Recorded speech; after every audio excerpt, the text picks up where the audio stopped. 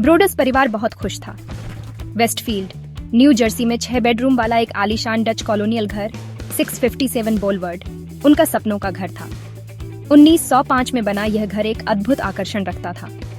उन्होंने अपनी सारी जमा पूंजी और सपने इस घर में लगा दिए थे। उन्हें क्या पता था कि परछाई में एक बुरा सपना दुबका बैठा है। उनकी खुशी जल्द ही डर में बदल गई। एक अनजान शख्स, द वॉचर, उन पर नजर रखे हुए था। डेरेक और मारिया ब्रोडस अपने 3 छोटे बच्चों के साथ जून 2014 में इस घर में रहने आए। घर का रेनोवेशन चल रहा था। हर हथौड़े की चोट उनकी उम्मीदों और आकांक्षाओं का प्रमाण थी। परिवार यह जानने वाला था कि कुछ घरों में राज होते हैं, काले, भयानक राज। घर में रहने के कुछ दिन बाद एक खत आया। यह खत साधारण नहीं था, बल्कि इसमें कुछ ऐसा था जो दिल की धड़कनें बढ़ा दे। सिर्फ द न्यू ऑनर के नाम लिखा। यह पहला संकेत था कि कुछ गड़बड़ है। यह नाम ही अपने आप में एक रहस्य था। खत का लहजा बातचीत वाला था, लेकिन डरावना भी। ऐसा लग रहा था जैसे कोई छुपकर देख रहा हो। लिखने वाले ने दावा किया कि वह दशकों से घर को देख रहा है। यह सुनकर किसी की भी रूह कांप जाए। वह घर के बारे में, उसके इतिहास के बारे में, यहाँ तक कि ब्रोडस परिवार के बारे में भी जानता था। यह जानकारी किसी बाहरी व्यक्ति के पास कैसे हो सकती है? खत में लिखा था, 657 बोलवर्ड दशकों से मेरे परिवार के ध्यान में है, और जैसे जैसे इसका 110वां जन्मदिन नजदीक आ रहा है, मुझे इसके दूसरे आगमन के लिए देखने और इंतजार करने का काम सौंपा गया है। यह वाक्य किसी भयानक कहानी की तरह लग रहा था। द वॉचर ने ब्रोडस बच्चों को यंग ब्लड कहा। यह शब्द सुनकर ही डर लगने लगा। खत एक डरावने सवाल के साथ खत्म हुआ। क्या उन्हें घर की दीवारों में वो मिल गया है? यह सवाल किसी गहरे रहस्य की ओर इशारा कर रहा था। खत पढ़कर डेरेक की रूह कांप गई। यह खत किसी साधारण व्यक्ति का नहीं लग रहा था। उसने तुरंत पिछले मालिकों से संपर्क किया, जिन्होंने पुष्टि की कि उन्हें घर छोड़ने से कुछ दिन पहले एक अजीब खत मिला था।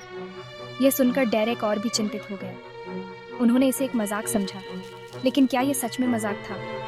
हालांकि डेरेक और मारिया बेचैनी को दूर नहीं कर सके। ये बेचैनी उनके दिलों में घर कर गई थी। खत अलग लगा, एक मजाक से ज्यादा भयानक था। यह खत एक गहरे रहस्य की ओर इशारा कर रहा था, जो जल्द ही खुलने वाला था। वो खत कोई मजाक नहीं था, और खत आए हर एक खत दहशत बढ़ाता गया। द वॉचर अपनी हर बात की जानकारी होने पर खुश हो रहा था। परिवार के आने जाने, उनके रेनोवेशन, यहाँ तक कि बच्चों के नाम का भी जिक्र करता था। वह उनकी हंसी, उनकी बातचीत के बारे में लिखता था, मानो वह उनके घर में एक अनदेखा मेहमान हो। एक खत में उसने ताना मारा, क्या आपको घर को उस यंग ब्लड से भरने की जरूरत है जो मैंने मांगा था? उसने खुद को द वॉचर कहा, एक ऐसा नाम जो हमेशा के लिए परिवार के दिमाग में बस गया। उसके शब्दों में एक अजीब सी दीवानगी थी, घर और उसके रहने वालों पर एक भयानक दावा। ब्रोडस परिवार एक बुरे सपने में जी रहा था। 657 बोलवर्ड में जिंदगी बर्दाश्त से बाहर हो गई। यह घर कभी एक शांतिपूर्ण निवास था, लेकिन अब यह डर और आतंक का केंद्र बन गया था। खत कभी कभी आते थे, जिससे परिवार हमेशा डरा रहता था। हर बार जब एक नया पत्र आता, तो उनके दिलों में एक नई दहशत पैदा हो जाती। लेटर बॉक्स तक जाने का हर सफर दिल दहला देने वाला था। हर कदम पर उन्हें लगता था कि कोई उन्हें देख रहा है। द वॉचर के शब्द जहर की तरह थे, जो उनकी जिंदगी में रिस रहे थे, उनकी खुशी को खत्म कर रहे थे। हर पत्र में एक नई धमकी होती थी। उसने लिखा, मैं 657 बोलवर्ड का मालिक हूं। ये घर अब मेरा है और मैं इसे कभी नहीं छोड़ूंगा। अब मेरा समय है देखने और इंतजार करने का, अंधेरे के आने का। यह शब्द उनके दिलों में एक गहरी छाप छोड़ गए। उसने घर की खानदान के बारे में, उसकी किस्मत पूरी करने के बारे में लिखा। यह सब बहुत ही डरावना और असहनीय था। खत साधारण बातों और भयानक धमकियों का एक अजीब मिश्रण थे, जिससे लेखक के असली इरादों को समझना नामुमकिन था।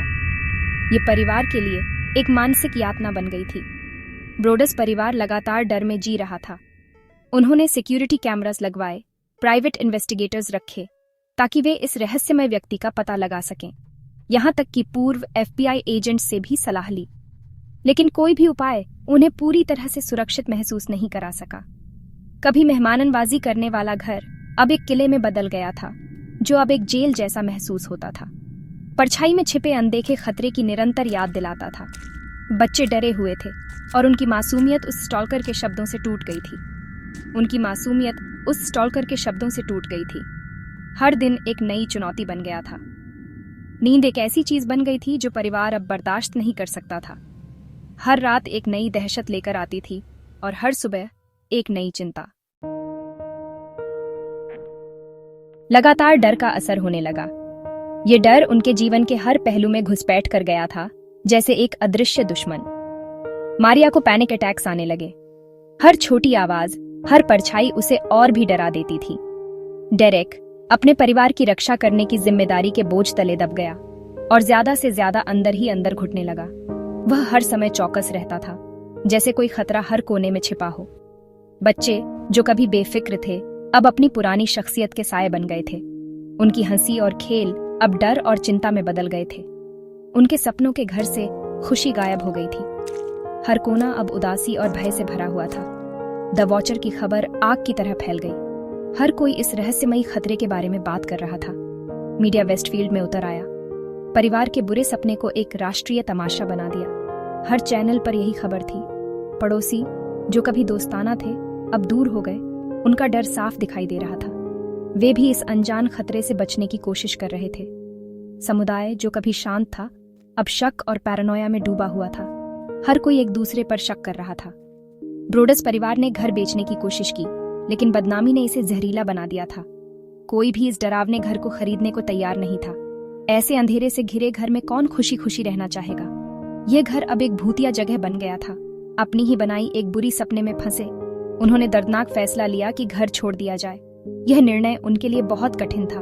रहने के 6 महीने बाद उन्होंने अपना सपनों का घर छोड़ दिया। उनकी जिंदगी हमेशा के लिए बदल गई। यह एक ऐसा अनुभव था जिसे वे कभी नहीं भूल पाएंगे। 657 बोलवर्ड छोड़ने से बुरा सपना खत्म नहीं हुआ। द वॉचर के खत आते रहे, उनके डर का मजाक उड़ाते रहे, उनके दुख में खुश होते रहे। साल गुजर गए, लेकिन रहस्य अनसुलझा रहा। पुलिस ने अनगिनत सुरागों की जांच की, लेकिन द वॉचर की पहचान पता नहीं चल पाई। ब्रोडस परिवार ने आगे बढ़ने की कोशिश की। उन्होंने एक नया घर खरीदा, लेकिन डर बना रहा। 657 बोलवर्ड के उनके अनुभव के सदमे ने एक लंबा साया डाला। द वॉचर जो अभी भी कहीं बाहर था, उनसे कुछ कीमती चीज छीन चुका था। उनकी शांति, अपने घर की सुरक्षा में उनका विश्वास। आज तक द वॉचर की पहचान एक रहस्य बनी हुई है।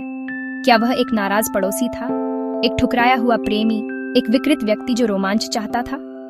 अनुत्तरित प्रश्न ब्रोडस परिवार और वेस्टफील्ड के समुदाय को परेशान करते रहे। ये मामला एक भयानक याद दिलाता है कि सबसे सुंदर जगहों में भी सतह के नीचे अंधेरा छिपा हो सकता है। द वॉचर की कहानी जिंदा रही, एक डरावनी कहानी जो हवा में फुसफुसाई जाती है। डर की भयानक ताकत और एक अनसुलझे रहस्य की स्थायी प्रकृति का प्रमाण है।